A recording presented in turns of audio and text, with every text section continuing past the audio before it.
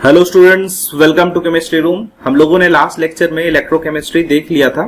ठीक है, अब हम लोग क्लास 12 का चैप्टर नंबर 4 मूव करेंगे, जो कि है केमिकल काइनेटिक्स। ठीक है, तो हम लोग इसको एनसीईआरटी और नोट्स दोनों के ही थ्रू देखेंगे। तो पहले केमिकल काइनेटिक्स का बेसिक्स मैं बता देता हूं। एक्चुअली केमिकल काइनेटिक्स क्यों है ना। याद करो, हम लोगों ने क्लास 11 में एक चैप्टर पढ़ा था थर्मोडायनेमिक्स। ठीक है, तो थर्मोडायनेमिक्स का काम क्या था, वो ये बताता था कि कोई भी एक रिएक्शन जो है वो होगा भी या नहीं होगा। ठीक है, मतलब उसकी फिजिबिलिटी को बताता था। ठीक है, उसी तरह एक चैप्टर और हमने पढ़ा था इक्विलिब्रियम, जो ये बताता था कि कोई भी एक रिएक्शन किस एक्सटेंट तक होगा। ठीक है, बट यहां पर केमिकल काइनेटिक्स क्या करेगा, उस रिएक्शन का स्पीड बताएगा, वो कितने फास्ट तरीके से वो रिएक्शन हो रहा है, उसका रेट क्या है। तो ये सब बात का हम लोग डिस्कस करेंगे केमिकल काइनेटिक्स में। इवन वो ये भी बताएगा कि कोई एक रिएक्शन है, उसको हम अपने अगर फेवरेबल कंडीशन में करना चाहते हैं, एक पर्टिकुलर रेट में करना चाहते हैं, उसके लिए क्या कुछ कंडीशन अप्लाई होगा, क्या कुछ कैटलिस्ट यूज होगा, है ना। तो इन सारी बातों को हम लोग देखेंगे केमिकल काइनेटिक्स में। अब देखो, एनसीईआरटी ने भी यही सारा बात लिखा है ना। The feasibility of a chemical reaction which can be predicted by thermodynamics. Thermodynamics ही किसी एक रिएक्शन का फिजिबिलिटी को बताता था। देखो, हमने डेल्टा जी के बारे में जिक्र करा था ना 11 में। हाँ, तो डेल्टा जी अगर लेस देन 0 था तो रिएक्शन स्पॉन्टेनियस हो जाता था उस जगह। डेल्टा जी नेगेटिव, याद करो, गिव्स फ्री एनर्जी हमने देखा था। ठीक है, उसी तरह कोई एक रिएक्शन के एक्सटेंट को कौन बताएगा, इक्विलिब्रियम। वहीं केमिकल का रिएक्शन का रेट का अगर बात करें तो वो केमिकल काइनेटिक्स डील करेगा। ठीक है, केमिकल काइनेटिक्स, यहाँ पर काइनेटिक्स जो है वो ग्रीक वर्ड काइनेसिस से बना है। काइनेसिस का मतलब क्या होता है, मूवमेंट। ठीक है, काइनेसिस का मतलब होता है मूवमेंट। तो यही बात यहाँ पर लिखा हुआ है। देखो, chemical kinetics tells about rate of reaction. तो ये केमिकल काइनेटिक्स जो है वो रेट को बताएगा, कोई एक रिएक्शन किस स्पीड से हो रहा वो ये बताएगा। और देखो, केमिकल काइनेटिक्स क्या क्या बताएगा। Kinetics studies not only help us to determine the speed or rate of chemical reaction, but also describe the conditions by which the reaction rates can be altered. अगर मान लो हमें रेट ऑफ रिएक्शन को बढ़ाना है, घटाना है, तो उसके लिए पॉजिटिव कैटलिस्ट यूज होगा, नेगेटिव कैटलिस्ट यूज होगा, कहां पर किस तरह का कंडीशन यूज होगा, कैसे हम लोग रिएक्शन को अल्टर कर सकते हैं, ये सारा बात भी केमिकल काइनेटिक्स ही बताएगा। अब इन रिएक्शंस रेट को अल्टर करने के लिए कौन कौन से फैक्टर डिटरमाइन करेंगे, जैसे कि कंसेंट्रेशन की बात करें, टेम्परेचर की बात करें, प्रेशर की बात करें, कैटलिस्ट की बात करें, सरफेस एरिया की बात करें, और भी बहुत सारे चीज, जो भी फैक्टर्स उस पर्टिकुलर रिएक्शन के लिए रिस्पॉन्सिबल होंगे, उनको ये बताएगा, उनको अल्टर करने का तरीका भी डेवलप करेगा। देखो, at the macroscopic level we are interested in the amounts reacted or formed and the rate of their consumption or formation. मतलब अगर मैक्रोस्कोपिक एक बड़े लेवल की बात करें तो हम लोगों को यहां पर मिलेगा कि कितना उसका रेट है, उसका कितना कंजम्पशन हो रहा है, उसका कितना फॉर्मेशन हो रहा है, ये सारा। और एट द मॉलिक्यूलर लेवल, अगर मान लो हम लोग माइक्रोस्कोपिक लेवल की बात करें, मॉलिक्यूलर लेवल की बात करें, तो वहां पर हम लोग बात करेंगे the reaction mechanisms involving orientation. मतलब कैसे रिएक्शंस हो रहे हैं, कैसे उनका कोलिजन हो रहा है, उनका एनर्जी बैरियर क्या है, ये सारा भी हम लोग इस चैप्टर में डील करेंगे। इस लेक्चर में हमने एवरेज और इंस्टेंटेनियस रेट को भी देखना है। एवरेज मतलब एक बड़े लेवल की अगर बात करें, है ना, एक जहां पर टाइम एक फिक्स टाइम होगा, वहीं इंस्टेंटेनियस रेट को देखेंगे। किसी एक पर्टिकुलर फिक्स टाइम पर अगर हमें इंस्टेंट रेट चाहिए तो भी हम लोग इस चैप्टर से फाइंड कर सकते हैं। तो चलो नोट से देखते हैं। यहाँ पर चैप्टर है केमिकल काइनेटिक्स। ठीक है, केमिकल हम लोग क्योंकि केमिस्ट्री में देख रहे हैं तो केमिकल रिएक्शंस को ही देखेंगे। और यहाँ पर काइनेटिक्स, काइनेटिक्स का मतलब हम लोगों ने देखा अभी मूवमेंट होता है। ठीक है, तो यहाँ पर एक्चुअली इस केमिकल रिएक्शंस में हम लोग रेट को देखने वाले हैं, किस स्पीड से कोई रिएक्शन हो रहा है, किस रेट से कोई रिएक्शन हो रहा है, तो इसको हम लोग यहाँ पर डील करेंगे। तो देखो, इसमें क्या क्या चीज हम लोग आगे देखने वाले हैं। तो सबसे पहला हम लोग क्या देखेंगे, रेट ऑफ केमिकल रिएक्शन, कि कोई एक केमिकल रिएक्शन किस रेट से होगा। दूसरा हम लोग क्या देखेंगे, factors affecting rate of chemical reaction. मैंने अभी एनसीईआरटी ने ये स्टेटमेंट लिखा हुआ था कि केमिकल रिएक्शंस, ना कि केमिकल रिएक्शंस का रेट देखेंगे, बल्कि उसको अल्टर करने के लिए कौन कौन से फैक्टर्स डिपेंडेंट होंगे, उन चीज को भी देखेंगे। जैसे कि ये डिपेंड करेगा कंसेंट्रेशन पर, टेम्परेचर पे, कैटलिस्ट पर, प्रेशर पर, सरफेस एरिया पर, और बहुत सारी चीजें ऐसे हैं जो भी फैक्टर्स किसी एक रिएक्शन को अल्टर करने के लिए रेस्पॉन्सिबल होगा, हम लोग उस चीज को देखेंगे। ठीक है, फिर हम लोग देखने वाले हैं रेट लॉ एक्सप्रेशन को। ठीक है, और हम लोग देखने वाले हैं ऑर्डर ऑफ रिएक्शन, है ना, ये एक नया टर्म यहां पर मिलेगा, बहुत ही इंपॉर्टेंट बात है। ऑर्डर ऑफ रिएक्शन देखने वाले हैं। फिर हम लोग क्या देखने वाले हैं, मॉलिक्यूलरिटी ऑफ रिएक्शन देखने वाले हैं। ऑर्डर में हमें क्या देखना है, 0th order, first order, second order, और उसके बाद nth ऑर्डर, ये सारा हमें देखना है। तो सबसे पहले अगर रेट की बात करें तो रेट क्या होता है, रेट किसी भी एक क्वांटिटी, कोई भी आप एक क्वांटिटी ले लो, उसका change with respect to time, जैसे वेलोसिटी की अगर बात करें तो क्या होता है, rate of change of displacement is called velocity. Acceleration की बात करें तो एक्सेलरेशन क्या होता है, rate of change of velocity is called acceleration. तो ये सारे जैसे फिजिकल क्वांटिटी हैं, ये क्या है, रेट को बताता है। तो रेट कोई भी एक क्वांटिटी का change with respect to time अगर देखेंगे तो हम लोग उसको रेट बोलेंगे। बट यहां पर रिएक्शंस के केस में रेट कैसे डिफाइंड होगा, देखो रेट ऑफ रिएक्शन की अगर बात करें तो रिएक्शंस तो हम लोग दो फेज में मेनली कराते हैं ना, या तो हम लोग गैसियस फेज में कराते हैं या फिर एक्वस फेज में कराते हैं। सोचो अगर हम लोग गैसियस फेज में रिएक्शन कराते होंगे तो गैसियस फेज में क्या होता है कि मॉलिक्यूल्स जो है वो आपस में एक दूसरे से कोलाइड करते हैं, और कोलाइड करने से वहां पर रिएक्शन होता है। याद रखना कि मॉलिक्यूल्स के बीच में रिएक्शंस या एटम्स के बीच में रिएक्शंस तभी होगा जब उनके बीच कॉलिजन होगा। कॉलिजन से क्या होता है, एनर्जी जनरेट होता है, और एनर्जी जनरेट होने से वहां पर रिएक्शन होता है। वहीं अगर एक्वस फेज की बात करें तो एक्वस फेज में भी क्या होता है कि मॉलिक्यूल्स आपस में एक दूसरे के साथ कोलाइड करते हैं, और कोलाइड करने से वहां पर से एनर्जी जनरेट होगा और वहां पर से रिएक्शंस होगा। बट मुझे लग रहा रेयरली आपने सुना होगा कि कोई एक रिएक्शन हमने सॉलिड फेज पे कराया। मान लो सॉलिड फेज पे हम लोग कोई एक रिएक्शन करा रहे हैं तो उसके लिए मॉलिक्यूल्स का आपस में कोलिजन होना तो जरूरी है, बट यहां पर तो ऐसा होगा नहीं। अगर कोलिजन नहीं होगा वहां पर एनर्जी जनरेट नहीं होगा, एनर्जी जनरेट नहीं होगा, सारे इवन एटम्स मॉलिक्यूल्स एक दूसरे के कॉन्टेक्ट में आएंगे भी नहीं, तो इस केस में क्या होगा, रिएक्शन तो होगा नहीं। बात समझ गए। दो फेज में रिएक्शन देखेंगे, या तो एक्वस फेज में कर रहे होंगे या फिर गैसियस फेज में कर रहे होंगे। ठीक है, अब देखो यही बात यहां पर लिख रखा है। क्या लिखा है, रेट ऑफ रिएक्शन, सबसे पहला क्या लिखा है, चेंज इन कंसेंट्रेशन। अच्छा, कंसेंट्रेशन हम लोग चेंज देखेंगे किसका, रिएक्टेंट का भी देख सकते हैं या फिर प्रोडक्ट का।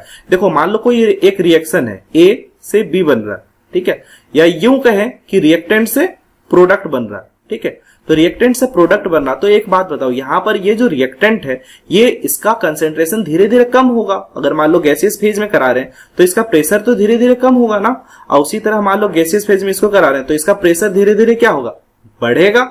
वहीं अगर मान लो एक्वस फेज में करा रहे हैं तो इसका कंसेंट्रेशन घटेगा और इसका कंसेंट्रेशन बढ़ेगा। तो हम लोग रिएक्टेंट और प्रोडक्ट दोनों के ही केस में डिफाइन कर सकते हैं कि रेट ऑफ रिएक्शन क्या है। हम लोग किसी एक चीज को ऑब्जर्व करें, हो सकता है हम लोग अगर रिएक्टेंट एब्जॉर्ब करें, देखो इनमें से हम किसी एक चीज को ही अगर ऑब्जर्व करेंगे ना, या तो रिएक्टेंट को ऑब्जर्व करें या फिर प्रोडक्ट को ऑब्जर्व करें, दोनों में से किसी एक चीज को अगर ऑब्जर्व करेंगे, उसका कंसेंट्रेशन या फिर उनका प्रेशर, तो हम लोग आराम से रेट ऑफ रिएक्शन को डिफाइन कर सकते हैं। ठीक है, अब देखो यही बात लिखा है, चेंज इन कंसेंट्रेशन रिएक्टेंट और product for aqueous medium. Concentration होगा, एक्वस मीडियम होगा तो उसके लिए तो कंसेंट्रेशन डिफाइन है।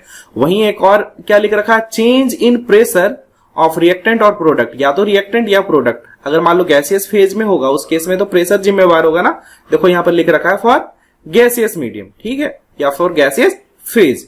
तो इस तरह से हम लोग रेट ऑफ रिएक्शन को डिफाइन कर सकते हैं।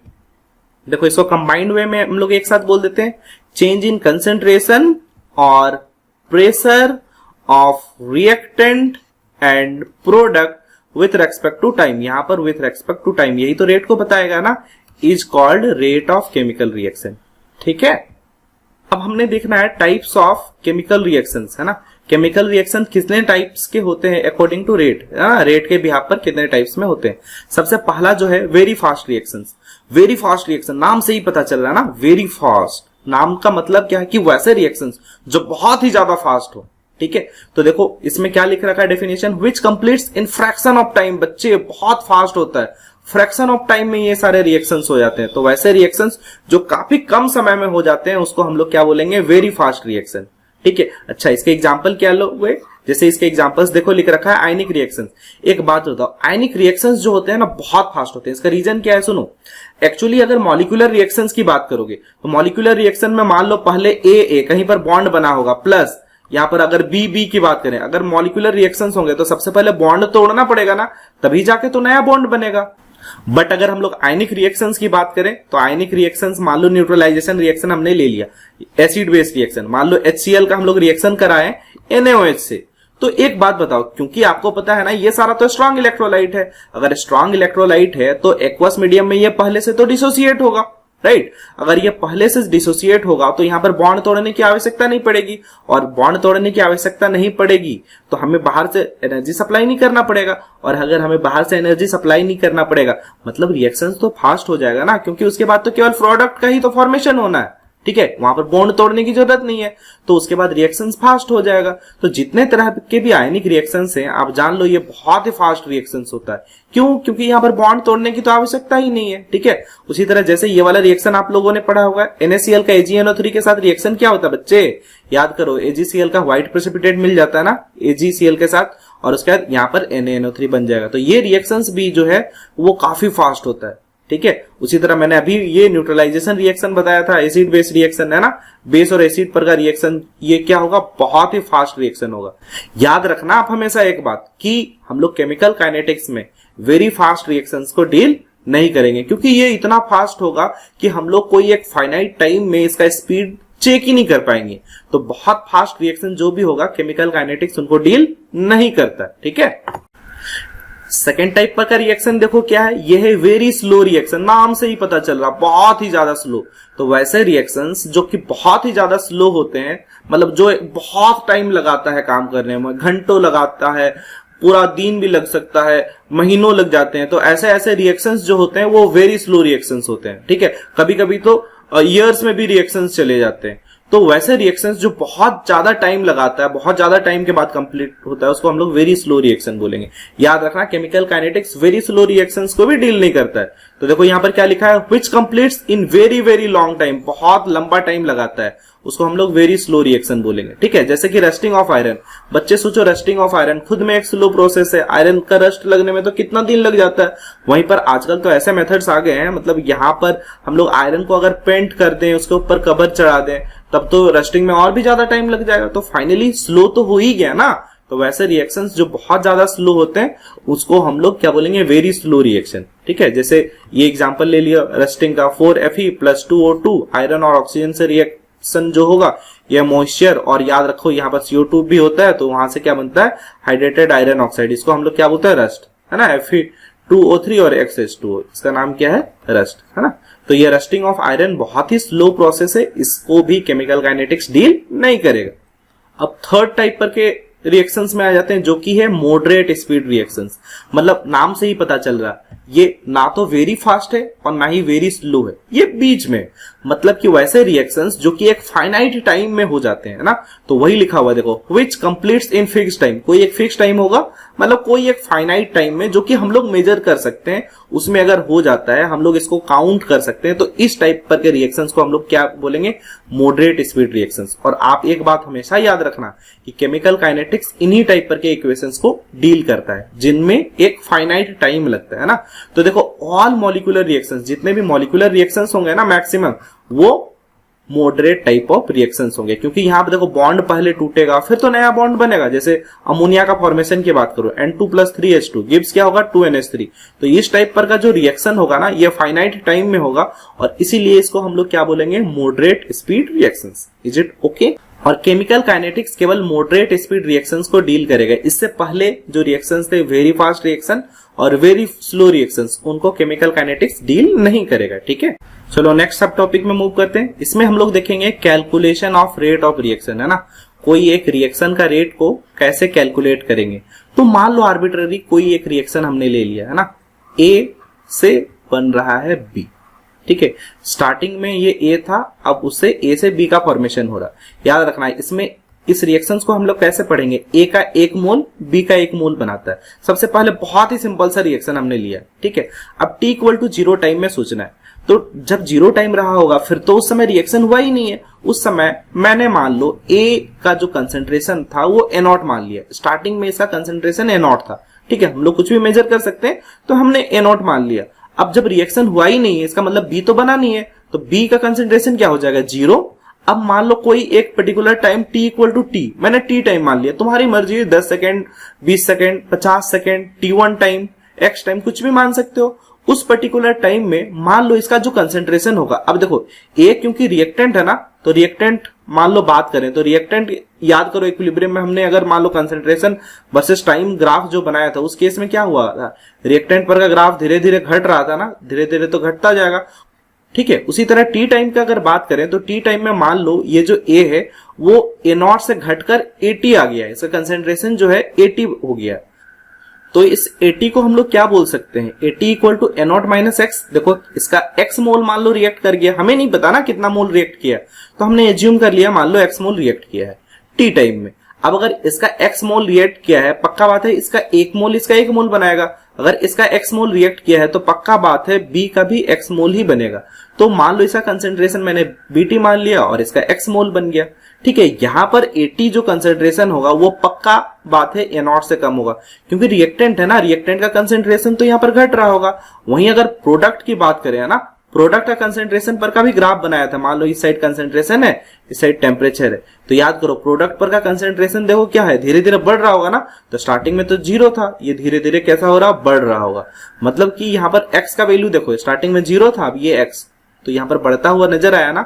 अब बताओ रेट ऑफ रिएक्शन की बात करें तो रेट ऑफ रिएक्शन तो या तो हमने बोला था या तो हम लोग रिएक्टेंट को देख लें या हमारी मर्जी है हम प्रोडक्ट को देख लें। दोनों को देखेंगे तो दोनों में से किसी से भी डिफाइन कर सकते हैं। देखो रिएक्टेंट में हमें क्या करना पड़ेगा, इसका कंसेंट्रेशन को घटते हुए देखना पड़ेगा, ठीक है। वहीं प्रोडक्ट के केस में क्या होगा, इसका कंसेंट्रेशन को हमें बढ़ता हुआ नजर आएगा। अगर मान लो ये गैसियस फेज में, इस केस में हमें क्या दिखेगा कि ए का जो प्रेशर है वो धीरे धीरे घट रहा, वहीं बी का जो प्रेशर है वो धीरे धीरे बढ़ रहा। हम लोग इन दोनों में से कुछ भी यूज कर सकते। तो क्योंकि यहाँ पर ए का कंसेंट्रेशन घट रहा है ना, तो ए का कंसेंट्रेशन घट रहा है, इस वजह से हम लोग बोल सकते हैं ए डिसअपियर हो रहा है, ठीक है। तो ए के केस में क्या बोलेंगे, रेट ऑफ डिसअपियरेंस, ठीक है। वहीं बी क्या है, क्योंकि इसका कंसेंट्रेशन बढ़ता हुआ नजर आएगा तो हम लोग क्या बोलेंगे, बी का कंसेंट्रेशन बढ़ रहा, मतलब बी एपियर हो रहा है। स्टार्टिंग में तो ये था नहीं, अब ये एपियर हो रहा है, तो इसको हम लोग बोलेंगे रेट ऑफ अपीयरेंस, ठीक है। और उसके बाद हम लोग रेट ऑफ रिएक्शंस की बात करेंगे। तो देखो यहाँ पर rate of disappearance of A जो है वो डिसअपियर होता हुआ नजर आएगा, वो क्या बोल सकते हैं, rate of change of concentration of A का कंसेंट्रेशन चेंज डिवाइडेड बाय कितना टाइम लगा, ठीक है। तो यहां पर एक नेगेटिव साइन लगा हुआ है, ये नेगेटिव साइंस क्या सिग्निफाई करता है ये मैं बाद में बताऊंगा। अब देखो चेंज ऑफ कंसेंट्रेशन क्या होगा, फाइनल माइनस इनिशियल, तो 80 माइनस ए नॉट। तो देखो यहां पर हमने किया है 80 minus A not divided by T minus 0। Final हमारा कितना टाइम था, T time minus 0, T minus 0 तो टी टाइम लग गया। अब देखो ये क्या हो जाएगा, 80 के जगह उसका वैल्यू रख दिया A not minus x, A not minus x रख दिया, माइनस ऑफ ए नॉट, देखो ए नॉट यहां से कैंसिल आउट हो जाएगा और ये क्या बच जाएगा, minus of x by T. अब देखो यहां पर जो है ना rate of disappearance minus x by T है, तो यहाँ पहले से देखो लिख रखा डिसअपियरेंस, नाम से ही पता चल रहा कम हो रहा। और जब भी हम लोग रेट की बात करते हैं, रेट में नेगेटिव टर्म तो नहीं लेते हैं ना, तो हमने बाहर एक और नेगेटिव टर्म ऐड कर दिया। तो अब फाइनली हमने इसको क्या बोल दिया, पॉजिटिव। रेट मैक्सिमम टाइम हम लोग क्या करते हैं, पॉजिटिव के सेंस में ही डिफाइन करते हैं, तो हमने इसको पॉजिटिव बनाने के लिए एक नेगेटिव चार्ज ले लिया। याद रखना जब रिएक्टेंट की बात कर रहे हैं तभी हम लोग बस एक नेगेटिव साइन लगा रहे हैं, ठीक है, क्योंकि वहां पर फाइनल जो कंसेंट्रेशन होगा ना वो इनिशियल कंसेंट्रेशन से कम होगा। बट प्रोडक्ट जब बनेगा, प्रोडक्ट के केस में ऐसा नहीं होगा, प्रोडक्ट में हमें नेगेटिव लगाने की जरूरत नहीं है। तो रेट ऑफ डिसअपियरेंस हमने देख लिया कैसा होगा। तो रेट ऑफ डिसअपियरेंस के लिए क्या करेंगे, final concentration minus of initial concentration divided by time जितना भी लगा, और बाहर में क्या करेंगे, एक नेगेटिव साइन दे देंगे, ठीक है। तो हम लोग इस तरह से रेट ऑफ डिसअपियरेंस ऑफ ए निकाल लेंगे, रिएक्टेंट निकाल लेंगे, ठीक है। देखो हमने ए के बारे में देख लिया था, यहाँ पर ए से जो बी प्रोडक्ट बन रहा था, है ना, तो ए तो घट रहा था बट बी यहाँ पर बढ़ता हुआ नजर आएगा ना, तो इसलिए बी के लिए क्या होगा, रेट ऑफ अपीयरेंस, क्योंकि ये हमें बढ़ता हुआ नजर आएगा, rate of appearance of B. अब देखो इसका भी ऐसे ही देखेंगे, उसके कंसेंट्रेशन में कितना चेंज डिवाइडेड बाय कितना टाइम लगा, तो ये क्या होगा, delta B by delta T. तो डेल्टा बी क्या होगा, final minus initial, final B T minus 0, T minus 0, B T minus 0 क्या हो जाएगा, बी टी बाई टी हम लोग लिख सकते हैं। और ये बी टी का वैल्यू हमने क्या देखा था, एक्स डिवाइडेड बाई टी। अब देखो वहां पर भी एक्स बाई टी आया था, यहां पर भी एक्स बाई टी आया, तो आपको नजर आया ना कि rate of disappearance of A जो था वही rate of appearance of B है। तो हम लोग इन दोनों को साथ में मिला के बोल सकते हैं रेट ऑफ रिएक्शन है ये। तो रेट ऑफ रिएक्शन को हम लोग क्या बोल सकते हैं, रेट ऑफ रिएक्शन क्या होगा, D A by D T, but ये क्या होगा नेगेटिव साइन के साथ, उसी तरह D B by D T ये पॉजिटिव साइन के साथ, और ये कितना आ गया एक्स बाई टी। मतलब कि इस पूरे केस में हमने क्या देखा, इस केस में बस रेट ऑफ रिएक्शन जो है वो rate of disappearance of A के बराबर है, और वही rate of appearance of B के बराबर है। मतलब सारा का सारा चीज सेम है, जो कि हमें क्या मिला एक्स बाई टी। ठीक है, अब हम लोग दूसरा केस लेते हैं। चलो अब सेकंड कंडीशन लेते हैं। सेकंड कंडीशन में हमने लिया 2a गिव्स 3b। ठीक है, जहां पर t इक्वल टू 0 पर a का कंसेंट्रेशन a0 था। अच्छा, b उस समय तो 0 रहा होगा। अब t टाइम के बाद क्या होगा, देखो इसका रिएक्शन को आप कैसे पढ़ोगे, a का 2 मोल b का 3 मोल बनाता है। इसका मतलब देखो इक्विलिब्रियम में हमने ऐसा ही कुछ रिएक्शन लिखा था ना, a0 माइनस ऑफ, देखो इसका 2x सब्सट्रैक्ट हुआ है ना, तो इसका अगर 2x सब्सट्रैक्ट होगा तो ये बनेगा कितना 3x। ठीक है, क्योंकि इसका 2 मोल इसका 3 मोल बनाता है। तो rate of disappearance of A इस केस में क्या लिखोगे, वापस से सेम काम, negative sign with delta concentration of A divided by delta T. तो ये माइनस ऑफ 80 अपॉन a0, देखो ये 80 अपॉन a0 करोगे तो इस केस में 80 का वैल्यू यहां पर पुट कर दो, क्या होगा a0 minus 2x minus of a0 divided by T. तो देखो विथ नेगेटिव साइन जब ये करोगे तो ये क्या आ गया तुम्हारे पास 2x बाई टी। ठीक है, तो ये वैल्यू 2x बाई टी आया। बट यहां पर रेट ऑफ डिसअपियरेंस ऑफ ए तो तुम लोगों ने कर लिया। अब rate of disappearance of A के साथ अगर मान लो अपीयरेंस ऑफ बी का बात करें तो बी के लिए भी हम लोग ऐसे ही लिख सकते हैं, delta concentration of B upon delta T. ठीक है, बट ये करेंगे तो यहां पर क्या आ जाएगा, देखो ये जो वैल्यू आ गया ये तो आ जाएगा यहां पर 3x minus of 0 divided by T. तो हमारा फाइनल वैल्यू क्या आ गया 3x बाई टी। अब जरा गौर करो, यहां पर rate of disappearance 2x by t आया, but rate of appearance of B क्या आया 3x बाई टी। मतलब ये तो अलग हो गया ना, दोनों अलग अलग हो गया। हमने अभी तक क्या देखा था कि रेट ऑफ अपीयरेंस जो भी था वही रेट ऑफ डिसअपियरेंस था, और उसी केस में हम लोग रेट ऑफ रिएक्शन बोल दिए थे। बट यहां पर तो रेट ऑफ रिएक्शन हम लोग ऐसा थोड़ी होगा कि रिएक्टेंट के लिए अलग बोलेंगे, प्रोडक्ट के लिए अलग बोलेंगे। हम लोग ऐसा तो अलग अलग बोल नहीं सकते।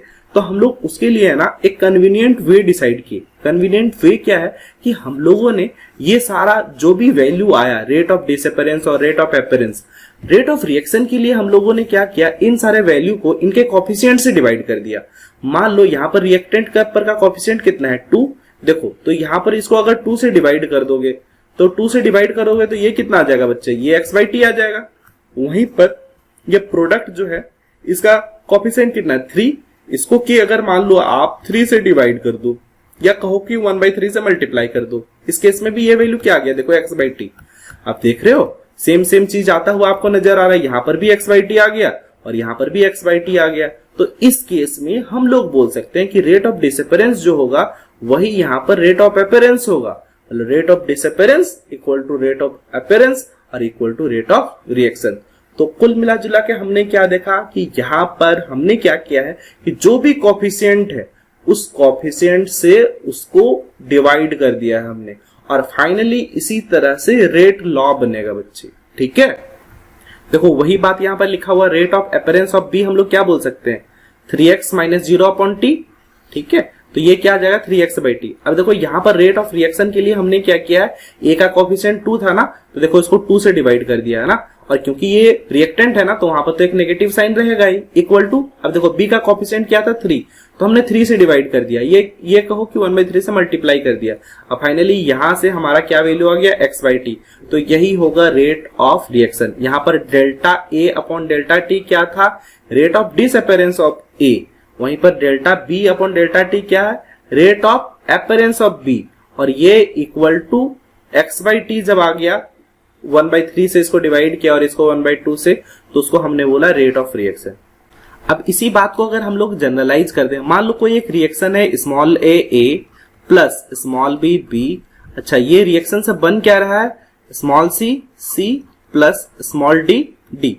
मान लो ये रिएक्शन है A plus B give C plus D, और यहाँ पर small a small b small c small d ये सारे उसके कोफिशिएंट्स दे रखे हैं। ठीक है, तो देखो इसके लिए क्या लिखोगे, देखो ये क्योंकि रिएक्टेंट है ना तो रिएक्टेंट में तो माइनस लगेगा ही, तो माइनस ऑफ मैंने क्या बोला था, इसका जो कोफिशिएंट था उससे डिवाइड कर देना, -1 ऑफ बाई ए। ठीक है, और यहां पर delta concentration of A divided by delta T. तो ये क्या हो गया, rate of disappearance of A equal to, ये बराबर किसके होगा, 1 बाई बी। देखो यहां पर एक नेगेटिव साइन मैंने लिखा है ना, delta B upon delta T equal to हम लोग क्या लिख सकते हैं, देखो यहां पर कॉफिशिएंट से डिवाइड कर दो, 1 बाई सी, स्मॉल सी है ना, और यहां पर delta concentration of C divided by delta T. ठीक है, इक्वल टू क्या हो जाएगा, 1 by small D delta concentration of D divided by delta T. ठीक है, तो इस तरह से हम लोग कोई एक जनरलाइज इक्वेशन पर का रेट लॉ लिख सकते हैं। तो देखो ऐसे करके हम लोग रेट ऑफ रिएक्शन निकाल सकते हैं। मान लो इसमें प्रॉब्लम्स भी बहुत दे रखे होते हैं, कोई एक दिया हुआ रहेगा रेट ऑफ डिसअपेरेंस, और आपको बोलेगा rate of appearance of C, rate of appearance of D, इस तरह से कोई एक वैल्यू दे रखा होगा और बाकी सबका आपको निकालने को बोलेगा। तो इस तरह के प्रॉब्लम्स बहुत आसानी से बन जाते हैं। ठीक है, इसको देखो एक और तरीके से लिखा जाता है, कब, जब डेल्टा टी टेंड्स टू 0 हो, तो उस केस में ये जो डेल्टा टी है ना, डेल्टा के जगह हम लोग डेल्टा को रिप्लेस कर देंगे हम लोग डी से, है ना। बहुत छोटा चेंज के लिए, याद करो फिजिक्स में आपने पढ़ा था डेरिवेटिव जहां पर था कि डेल्टा एक्स जो था वो टेंड्स टू 0 था, उस केस में डेल्टा एक्स को हमने dx बोल दिया था। तो इसको हम लोग अगर डेल्टा को d से रिप्लेस कर दें तो क्या हो जाएगा, माइनस ऑफ 1 अपॉन a, यहां पर क्या हो जाएगा dA अपॉन dt हो जाएगा ना, इक्वल टू, और हम लोग क्या लिख सकते हैं, माइनस ऑफ 1 बाई बी, यहां पर क्या लिख सकते हैं, dB upon dt, right, equal to फिर से क्या हो सकता है, 1 बाई सी, है ना, और क्या हो जाएगा ये dC upon dt, correct, equal to क्या हो जाएगा 1 बाई डी। अब देखो dd मैच करता हुआ नजर आएगा, नहीं, 1 बाई d और यहाँ d डिवाइडेड बाई dt। ठीक है, तो जब बहुत छोटा चेंज होगा उस केस में हम लोग डेल्टा को d से रिप्लेस कर देंगे। ठीक है, तो हम लोग ऐसे भी एक्सप्रेशन लिख सकते हैं। देखो हम लोग एक रिएक्शन लिख के देखते हैं। मान लो एक रिएक्शन है N2 plus 3H2 gives 2NH3। ठीक है, तो rate of disappearance of N2 क्या हो जाएगा, ये delta of N2 divided by delta T. उसी तरह rate of disappearance of H2 क्या हो जाएगा, क्योंकि H2 भी यहाँ रिएक्टेंट है ना, तो ये दोनों तो डिसअपेरेंस हो जाएंगे, तो वो क्या हो जाएगा, minus of delta concentration of H2 divided by delta t. अब rate of appearance of NH3 क्या हो जाएगा, यहाँ पर डेल्टा कंसेंट्रेशन ऑफ क्या होगा, NH3 divided by delta T. ठीक है,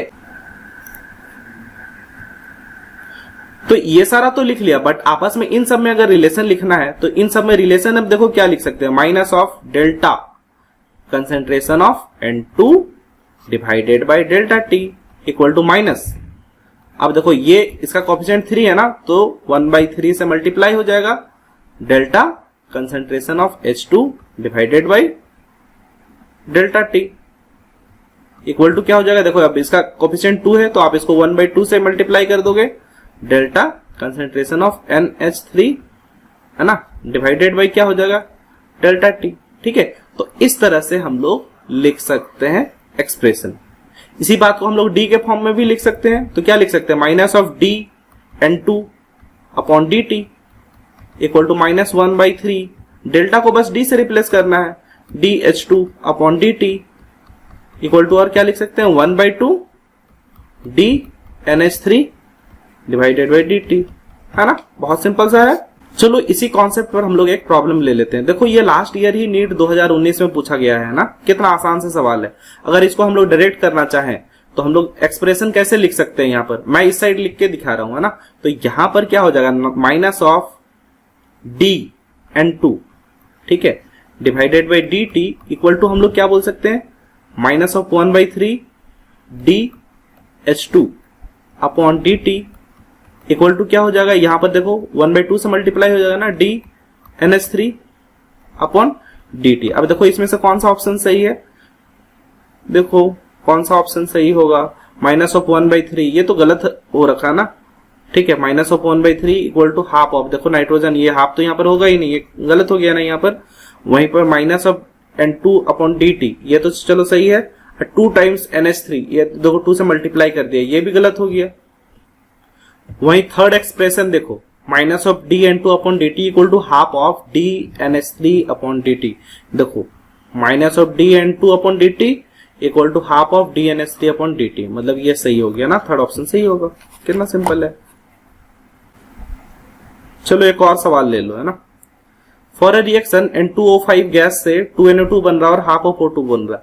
the value of rate of disappearance of N2O5 का डिसअपेरेंस रेट दे रखा है 6.25 इंटू 10⁻³ है ना। Rate of formation of NO2 and O2 बोल रहा है। तो ठीक है, देखो अगर इसके लिए हमें एक्सप्रेशन लिखना हो तो हम लोग यहां पर क्या लिख सकते हैं, हम लोग लिख सकते हैं ना माइनस ऑफ D क्या है यहां पर N2O5, ठीक है, divided by DT equal to, देखो इसको हाफ से मल्टीप्लाई कर देना है हमें, 1/2 D NO2 divided by DT equal to क्या हो जाएगा, देखो यहां पर हाफ से मल्टीप्लाई पहले से है, मतलब इसको हमने क्या करना है 2 से मल्टीप्लाई कर देना है ना, 2DO2 अपॉन DT, ठीक है। अब देखो बहुत सारा वैल्यू दे रखा है, क्या दे रखा है, rate of disappearance of N2O5। देखो यहां पर N2O5 का रेट ऑफ डिसअपेरेंस हमें दे रखा है, मतलब ये वैल्यू हम लोग लिख लेंगे माइनस ऑफ क्या हो जाएगा 6.25, ठीक है। तो एक्चुअली ये पूरा वैल्यू माइनस इंक्लूडिंग हम लोग ले लेते हैं क्योंकि डिसअपेरेंस के फॉर्म में दे रखा है, मतलब ये वैल्यू 6.25 इंटू 10⁻³ दे रखा है। और क्या बोल रहा है, rate of formation of NO2। तो rate of formation of NO2 क्या हो जाएगा, इक्वल टू हम लोग लिख सकते हैं half of D NO2 upon DT। तो ये तो देखो कितना सिंपल है, हमें ये वैल्यू पूछ रहा है, ये वैल्यू दे रखा है, तो यहाँ पर देखो क्रॉस मल्टीप्लाई हो जाएगा, तो हमारा ये वैल्यू आ गया। कितना आसान है। उसी तरह देखो हम लोग वापस से एक और क्या लिख सकते हैं, इसको हम लोग ऐसे भी लिख सकते हैं ना, माइनस ऑफ D, देखो N2O5 जो था डिवाइडेड बाई DT, हमने है ना बीच वाला टर्म को हम लोग यहाँ भी ध्यान नहीं दे रहे, DT इक्वल टू हम लोग लिख सकते हैं 2 टाइम्स DO2 अपॉन DT, ठीक है। देखो ना ये टर्म इसके बराबर तो था ही, अब देखो इसका वैल्यू ऑलरेडी हमें दे रखा है, कितना दे रखा है 6.25 इंटू 10⁻³ है ना, इक्वल टू क्या हो जाएगा 2, यहां पर DO2 अपॉन DT, ठीक है। अब इस क्या करना है, ये वैल्यू हमें पूछ रहा है, तो ये देखो ये 2 से डिवाइड कर दो, कितना आसान है, हमारे पास ये वैल्यू भी आ गया, ये वैल्यू भी आ गया, यही तो दोनों पूछ रखा है। देखो rate of formation of NO2 और rate of formation of O2, कितना आसान से सवाल होता है देखो। चलो एक और सवाल ले लेते हैं AIPMT का। देखो मान लो एक रिएक्शन दे रखा है N2+3H2 gives 2NH3, फिर देखो अमोनिया का फॉर्मेशन हो रहा है। अब देखो यहां पर भी तो तुम लोग वही काम कर सकते हो, वापस से हम लोग क्या लिख सकते हैं, इसको रेट अगर लिखना चाहेंगे तो DN2 upon DT equal to with negative sign है ना, यहां पर नेगेटिव साइन लगेगा क्योंकि ये रिएक्टेंट है। अब देखो ये क्या हो जाएगा माइनस ऑफ 1/3 से मल्टीप्लाई करना है आपने, DH2, ठीक है, divided by DT equal to क्या हो जाएगा half of DNH3 upon DT, ठीक है। अब देखो DNH3 अपॉन DT ये वैल्यू ऑलरेडी दे रखा है ना, ये वैल्यू हमारे पास ऑलरेडी दे रखा है, ये कितना दे रखा है 2 इंटू 10⁻⁴ है ना, ये वैल्यू दे रखा है 2 इंटू 10⁻⁴। अब पूछ रहा था value of minus DH2 upon DT, अब माइनस DH2 अपॉन DT ये वैल्यू पूछ रहा है, तो सिंपल है ना, ये आपने क्या करना है, इसको मल्टीप्लाई कर देना है 3 से, क्या, तो 2/2, ये देखो ये कैंसिल हो गया, तो ये 1 हो गया, अब 3 से मल्टीप्लाई कर दोगे तो क्या हो जाएगा 3 इंटू 10⁻⁴ मोल। कितना सिंपल से है ना। चलो नेक्स्ट कॉन्सेप्ट की बात करते हैं। अब हम लोगों को देखना है टाइप ऑफ रेट, है ना। तो देखो ये जो रेट है ये कितने टाइप से हम लोग देखेंगे। सबसे पहला जो होगा वो एवरेज रेट है ना, एक वाइड रेंज के लिए हम लोग एवरेज का बात करेंगे। वहीं इंस्टेंटेनियस रेट, अगर कोई एक फिक्स टाइम पे एकदम इंस्टेंट देखना तो वहां पर इंस्टेंटेनियस रेट की बात करेंगे। एक और थर्ड टाइप पर का रेट होगा जो कि हम लोग बोलेंगे इनिशियल रेट, मतलब एट t इक्वल टू 0 पर जो रेट होगा उसको हम लोग इनिशियल रेट से रिप्रेजेंट करेंगे। सबसे पहले आ जाते हैं हम लोग एवरेज रेट पे, ठीक है। तो रेट क्या होता है, change of concentration with respect to time, या कहें change of pressure with respect to time. तो देखो यहाँ पर कंसंट्रेशन वर्सेस मान लो टाइम पर का ग्राफ है, तो रिएक्टेंट के लिए तो ऐसा ही होगा ना, धीरे धीरे घटता हुआ रहेगा। मान लो कोई एक पर्टिकुलर T1 टाइम है ना, T1 टाइम पर मान लो कंसंट्रेशन C1 है बच्चे, ठीक है। वहीं T2 टाइम पर मान लो कंसंट्रेशन जो है वो C2 है, ठीक है। तो rate of change of concentration देखो, तो C2 माइनस C1 करोगे तो C2 minus C1 with negative sign divided by T2 minus T1, तो यही तो हो जाएगा रेट। बट ये जो रेट है बताओ, तो ये तो एवरेज रेट आया, क्योंकि यहां से यहां तक हर जगह रेट तो सेम ही नहीं है, ठीक है, क्योंकि ये तो कर्व आया, अगर सेम रहता तब तो ये स्ट्रेट लाइन होता। तो ये जो रेट है ना, इस तरह का रेट को हम लोग बोलेंगे एवरेज रेट, है ना, जहां पर कि आप क्या करोगे, कंसेंट्रेशन पर का डिफरेंस डिवाइडेड बाय टाइम में जो चेंज आया वो। देखो ये रिएक्टेंट पर का जैसा ग्राफ हमने देख लिया। मान लो अगर हम लोग प्रोडक्ट के टर्म में बात करें तो प्रोडक्ट का ग्राफ देखो क्या होगा, प्रोडक्ट का ग्राफ तो धीरे धीरे ये इंक्रीज करता हुआ जाएगा ना, धीरे धीरे इंक्रीज करेगा। तो क्या होगा, मान लो कोई एक पर्टिकुलर टाइम T1 है, T1 पे मान लो हो सकता है कंसेंट्रेशन जो रहा है वो C1 है। एक और पर्टिकुलर टाइम की बात करें T2 पर मान लो कंसेंट्रेशन जो है वो C2 हो जाएगा। तो उस केस में क्या हो जाएगा, डेल्टा C। तो उस केस में भी delta C upon delta T हम लोग निकाल सकते हैं। ये क्या हो जाएगा, C2 minus C1 by T2 minus T1। ठीक है, तो ये जो भी रेट आया यहाँ पर रिएक्टेंट या फिर प्रोडक्ट के केस में, यहाँ पर देखो एक पर्टिकुलर टाइम इंटरवल में आया। ठीक है, हर जगह सेम ही नहीं है क्योंकि ये कर्व है। तो इस टाइप पर का जो रेट होगा उसको हम लोग एवरेज रेट बोलेंगे। ठीक है, नेक्स्ट है इंस्टेंटेनियस रेट। मान लो किसी एक फिक्स टाइम की बात करें, एकदम उसी फिक्स टाइम पर हमें रेट बताना है, तो उस टाइप पर के रेट को हम लोग क्या बोलेंगे, इंस्टेंटेनियस रेट। मतलब उसी इंस्टेंट पर रेट बताना। याद करो तुम लोगों ने डिफरेंशिएशन जब पढ़ा था ऐसा ही तो कुछ था, है ना। मान लो एक देखो मैं ग्राफ इधर बना रहा हूं, ठीक है, इस साइड मान लो मैं ग्राफ बना रहा हूं, कोई सा कर्व है बच्चे, कोई सा कर्व है। ठीक है, यहाँ पर मान लो किसी एक पर्टिकुलर टाइम में, है ना, कोई एक पर्टिकुलर टाइम में कंसेंट्रेशन दे रखा है C1। ठीक है, C1 है, ये पर्टिकुलर टाइम T1 है। ठीक है, एक और मान लो पर्टिकुलर टाइम T2 है। अब ये T2 मैंने बड़ा तो बना दिया, लेकिन तुम्हें ये सोचना है T1 और T2 एकदम एक दूसरे से बहुत क्लोज है, इनमें डिफरेंस है ही नहीं। पता है, जब आप ऐसा सोचोगे ना, उस केस में ये जो ट्रायंगल है ये तुम्हें एक राइट एंगल ट्रायंगल मिल जाएगा। और राइट एंगल ट्रायंगल मिल जाएगा तो उस केस में बताओ, यहां पर जो तुमने क्या करा है, एक्चुअली ये जो टाइम काफी कम लिया, तो ये कर्व जो है ना वो एक स्ट्रेट लाइन का काम करने लगेगा। तो स्ट्रेट लाइन का अगर काम करेगा तो देखो यहां पर जो थीटा हो जाएगा ना, tan ऑफ थीटा, राइट। तो यहां पर देखो कंसेंट्रेशन अपॉन टाइम अगर करोगे, यहां पर अगर आप कंसेंट्रेशन बाय टाइम निकालने की बात करोगे तो कंसेंट्रेशन देखो चेंज तो यही हो जाएगा। ये तो परपेंडिकुलर है और ये बेस है, तो परपेंडिकुलर बाय बेस क्या होता है बच्चे, P बाई बी। याद करो राइट एंगल ट्रायंगल के लिए tan ऑफ थीटा ना।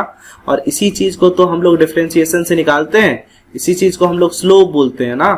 तो याद रखना जब भी, अच्छा ये चीज हमने कब एज्यूम किया, जब T delta T tends to 0 हो, मतलब ये चेंज इन टाइम जो है काफी कम होगा, तो उसको हम लोग क्या बोल सकते हैं, इंस्टेंटेनियस रेट।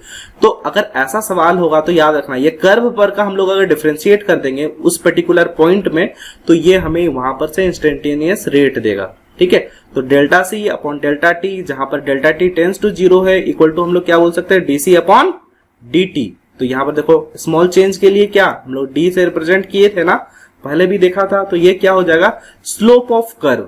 ठीक है, एट T1 टाइम पर स्लोप ऑफ कर्व को दे देगा, is called instantaneous rate at T1 for very small time interval, काफी कम टाइम इंटरवल, जहां डेल्टा T का क्या रखा है, टेंस टू 0। इस तरह पर का देखो एक प्रॉब्लम करते हैं हम लोग। मान लो हमारे पास चेंज इन कंसेंट्रेशन जो है वो टाइम के रेफरेंस में दे रखा है, ऐसा कुछ भी दे रखा है, मान लो 20T माइनस T स्क्वायर ऐसा करके दे रखा है, और बोल रहा है T इक्वल टू 5 सेकेंड तुम्हें बताना है इंस्टेंटेनियस रेट जो होगा वो क्या होगा। तो साफ बात है, आप क्या करोगे, इंस्टेंटेनियस के लिए DC अपॉन DT कर दोगे, है ना, डिफरेंशिएट करोगे। तो इसको डिफरेंशिएट करोगे तो क्या आएगा बच्चा, बहुत सिंपल है, ये क्या आ जाएगा, 20 माइनस 2T आएगा ना। अब देखो T इक्वल टू 5 सेकेंड में T का वैल्यू आपने यहाँ 5 पुट कर दिया, तो क्या आ जाएगा, 20 माइनस ऑफ 5 इंटू 2 10, तो क्या आ गया आपका 10, है ना। तो आंसर क्या आ जाएगा, 10 मोल पर लीटर पर सेकेंड। ठीक है, अच्छा इसका यूनिट का बात हमने नहीं करा है, इसका यूनिट का बात अभी करेंगे। देखो नेक्स्ट कॉन्सेप्ट है इनिशियल रेट। तो इनिशियल रेट बहुत आसान है, एट T इक्वल टू 0 जो भी रेट होगा उसको हम लोग इनिशियल रेट बोलेंगे। तो DC बाई DT हम लोगों ने इंस्टेंटेनियस रेट फाइंड कर लिया, वहां पर T इक्वल टू 0 पुट कर देंगे तो हमारा आंसर आ जाएगा। मान लो एक सवाल दे रखा है कंसेंट्रेशन पर का, देखो रिलेशन टाइम पर के साथ दिया हुआ है, तो DC बाई DT जैसे ये आपका कांस्टेंट का आप डिफरेंशिएट करोगे तो क्या हो जाएगा, 0।